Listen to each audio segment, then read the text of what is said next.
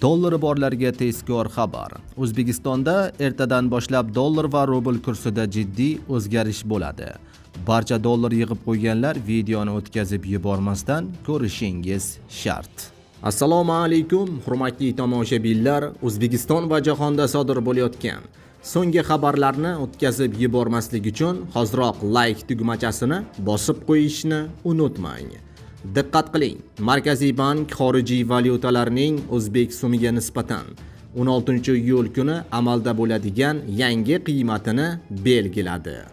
Unga ko'ra rubl kursi 1.19 so'mga tushib 154.47 so'mni tashkil etdi.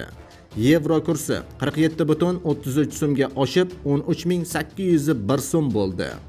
AQSh dollarining kursi 23.49 so'mga ko'tarilib 12.088 so'mni tashkil etdi, deyilgan xabarda. Hurmatli tomoshabinlar, videorolikni doimo kuzatib borish uchun albatta like bosib kanalimizga obuna bo'lishni unutmang.